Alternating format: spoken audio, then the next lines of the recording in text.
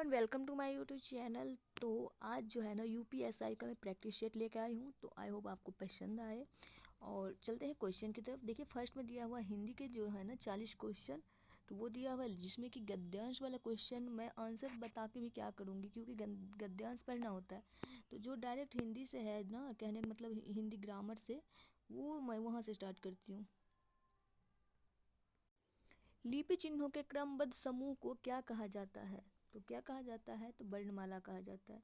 Next है, ऐसा कौन सी दो मात्राएं हैं जिनका प्रयोग तो किया जाता है किंतु उनका समावेश स्वर में नहीं किया जाता है? तो इसका राइट आंसर हो जाएगा अंग और अह में। ठीक है।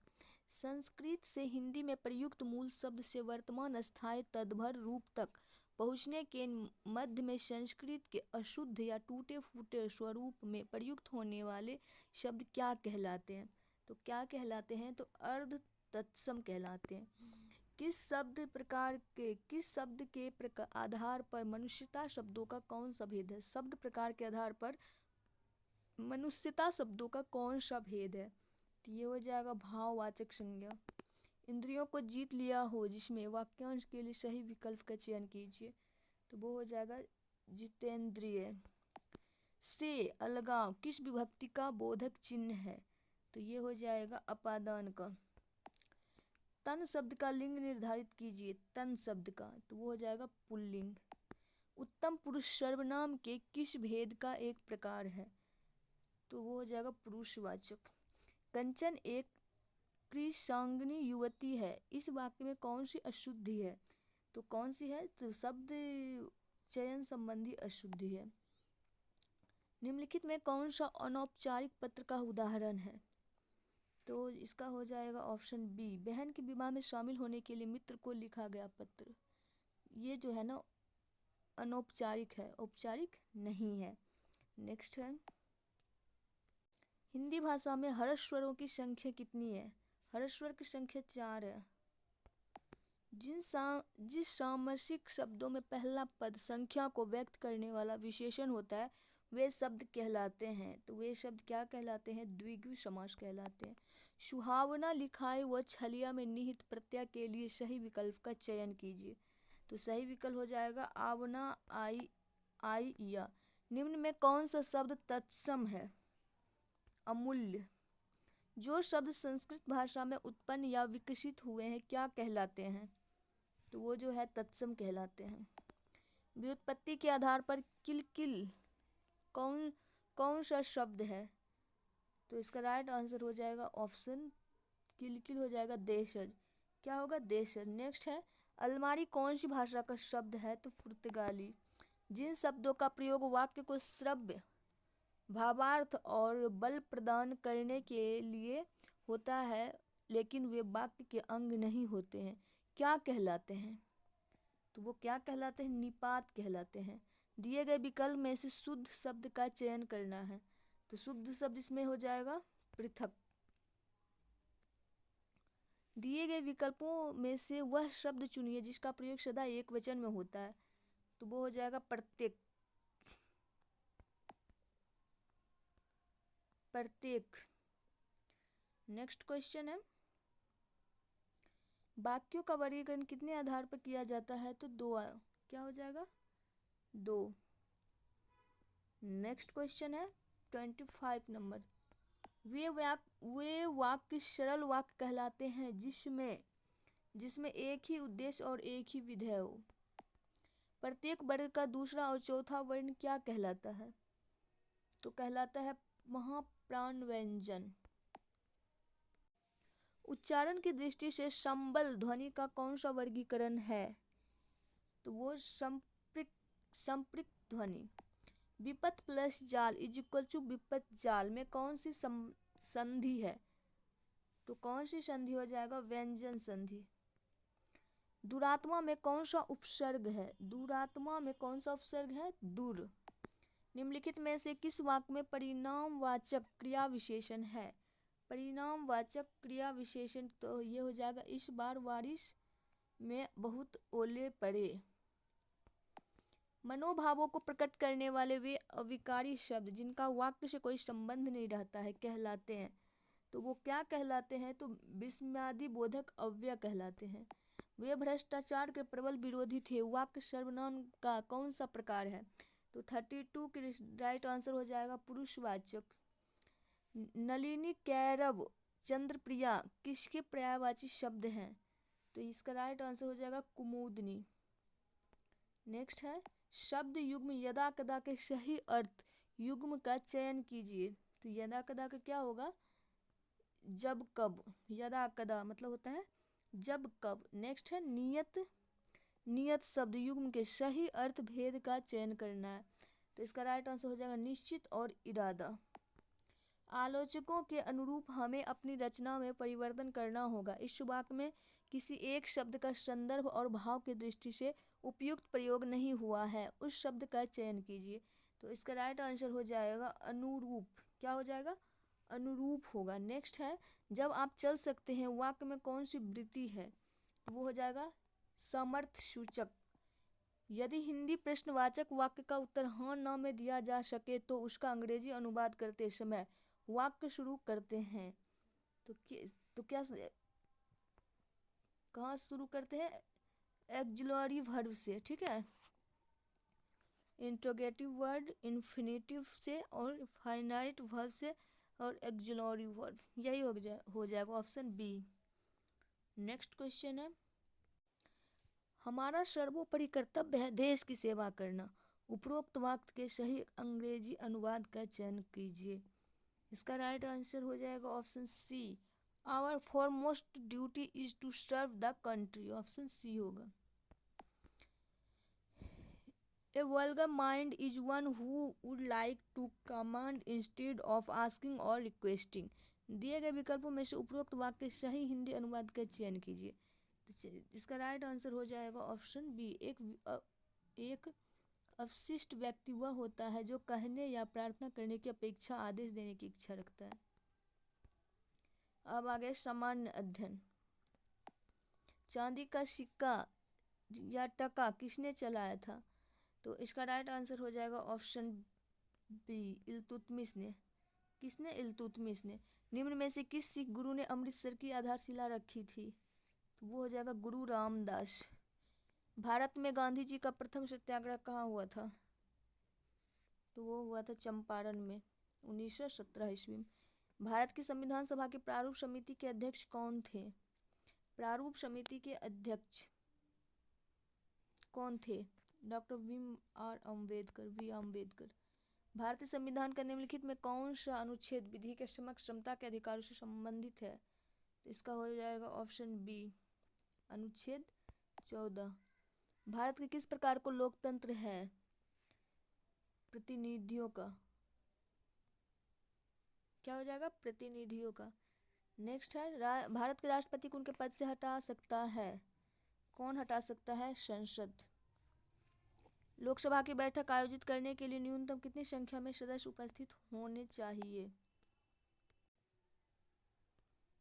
कुल सदस्य का 10वां भाग, कुल सदस्य का 10वां भाग। ब्रह्मांड के अध्ययन को डैश नाम से जाना जाता है, एस्ट्रोलॉजी के नाम से। निम्नलिखित में कौन सी रेखा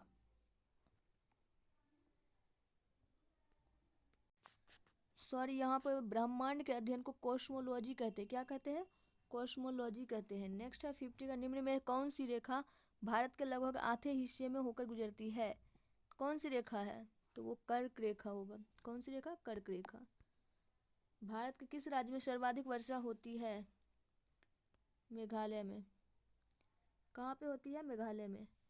भारत में कर्मचारियों हेतु महंगाई भत्ता तय करने का आधार उपभोक्ता मूल्य सूचकांक।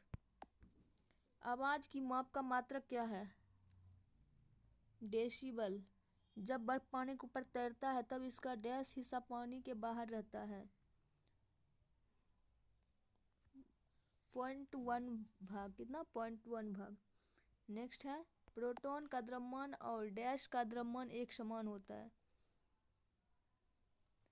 न्यूट्रॉन। कवकों के अध्ययन को कहते हैं, माइकोलॉजी कहते हैं। कवक के अध्ययन को क्या कहते हैं, माइकोलॉजी। क्लोरोफिल में क्या होता है, क्लोरोफिल में क्या होता है, मैग्नीशियम होता है, ऑप्शन डी।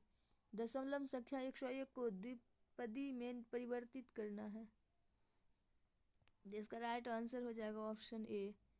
इकोलॉजी शब्द की रचना किसने की थी? अर्नेस्ट हेकल ने इकोलॉजी का अध्ययन की थी अर्नेस्ट। नेक्स्ट है, निम्नलिखित में से किस राज्य में दप्पा टाइगर रिजर्व स्थित है? वो हो जाएगा मिजोरम में। एक जिले में सामान्य प्रशासन का प्रमुख होता है, तो वो हो जाएगा जिलाधिकारी। सूचना का अधिकार कब लागू हुआ? 12 सितंबर 2005। अन्वेषण के दौरान झूठ पकड़ने के लिए निम्न में से किसका प्रयोग किया जा सकता है? ब्रेन मैपिंग टेस्ट को, पॉलीग्राफ टेस्ट को, नार्को टेस्ट को। उपर्युक्त सभी ऑप्शन डी होगा। चरकुल्ला प्रमुख लोक नृत्य है। ब्रजभूमि का। निम्न जिलों का भौगोलिक क्षेत्रफल की दृष्टि से सही आरोही अनुक्रम है, तो वो हो जाएगा ऑप्शन सी, गौतम बुद्ध नगर, बाराबंकी, मिर्जापुर। भारतीय दंड संहिता की धारा 24 के अनुसार यदि कोई व्यक्ति किसी एक व्यक्ति को गलत तरीके से लाभ पहुंचाने या किसी अन्य व्यक्ति को गलत तरीके से हानि पहुंचाने के इरादे से कुछ भी करता है तो उसे किस इरादे से करना कहा जाता है?